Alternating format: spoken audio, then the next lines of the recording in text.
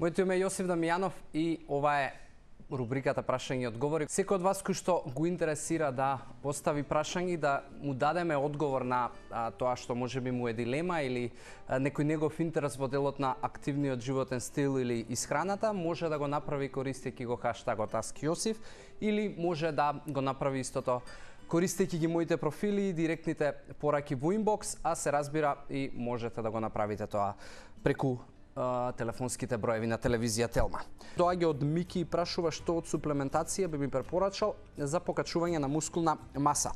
Мики, прва работа, суплементацијата сама по себе значи дека треба да имаш основа за да користиш додатоци во исхрана.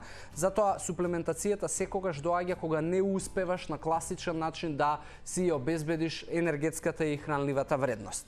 Сега кога сме кај покачување на мускулна маса, многу е важно да внесуваш и доволно, дури и повеќе калории, и да внесуваш доволно, дури и повеќе протеин. Што тоа во превод значи? Прво провери си кој е твојот калориски внес, постојат такви испитувања, ако не знаеш, обрати ми се, ќе те посоветувам, ќе те упатам и можеби ќе ти помогнам за да дознаеш колку калории твоето тело троши на дневна основа.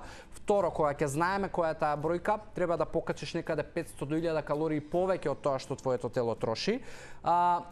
Протеинот кој што е неопходен за градење на мускулна маса и за покачување на килажа, треба да математички речено, значи на 1 килограм маса телесна доаѓа 2 грама протеин. Најмалку. Тоа во превод значи, ако имаш 70 килограми, треба да јадеш минимум 140 грама на протеин дневно и тука е добро да обезбедуваш и да си подпомагаш со суплементација, затоа што 140 грама на протеин и не е така едноставно да ги внесеш, односно ако можеби немаш никакви дневни обврски за учење или работа, можеби ќе успееш да ги внесеш, но доколку твојот ден е подинамичен, тогаш е веќе дискутабилно и прашање дали ќе успееш, односно ќе треба да трошиш малку повеќе време. Затоа протеински шејкови и прашоци ја би ти ги препорачал. На второ место би ти препорачал креатин, кој што исто така во соработка со физичка активност се разбира, значи и тоа не го спомнав, мора да имаш физичка активност и во соработка со креатин ќе ти помогне да имаш подобри тренинзи и со тоа да